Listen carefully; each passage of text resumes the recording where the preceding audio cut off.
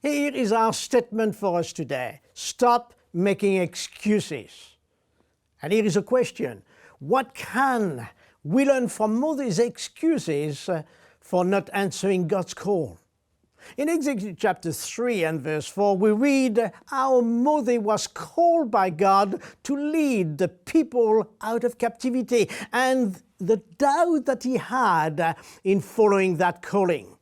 God did not really need Moses' help to deliver his people. However, in his own wisdom, God chose to do it through Moses.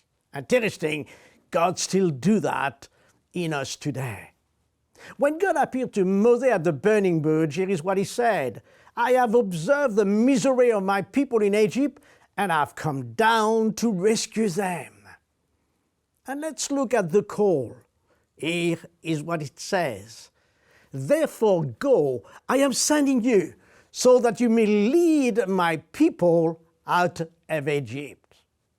God had a definite plan to deliver his people, and that was to do it through Moses. However, Moses continued to push back in making excuses.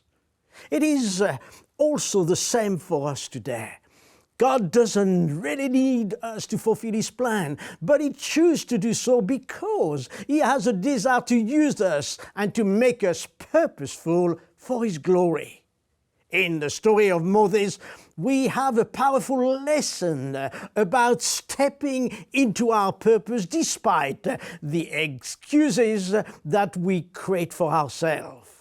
You know, each of Moses' excuses reflect the challenge that we still face today. So what can we learn out of Moses' excuses that can reveal to us and help us in our journey today? Number one, Moses' identity crisis. Here is how he responded when God called him. Who am I? It seemed that he had lost his identity, and because of that, he felt incompetent for the task at hand. Well, we could probably relate to him in feeling like he did. By himself, he was certainly powerless, just as we are too when God calls us. And yet, God has chosen to do it this way. Here is what God replied to Moses. I will certainly be with you. The deliverance of the people didn't depend on Moses' own identity or even his own strength, but on the very presence, power, and all sufficiency of God. That means that when God selects people like you and me to serve him, he fulfills his purpose, and we should never forget that he is our Heavenly Father. We find our identity in the fact that we are his children, and we have been empowered with all the resources of heaven, and everything we need to fulfill our assignment, God will make sure that we are equipped for it.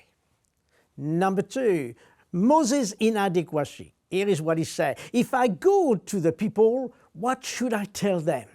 Maybe Moses was afraid of the people not being able to understand him and would ask him questions that he could not answer. Again, God had an answer for Moses. Here is what he told him. I am who I am, and this is what you must say unto them. I am he who has sent you. Please note that in his response to Moses' concern, God again revealed himself once more. Today, if you feel inadequate in the assignment that God has given you, remember that God not only called you, but also anointed you and then appointed you for such a time as this.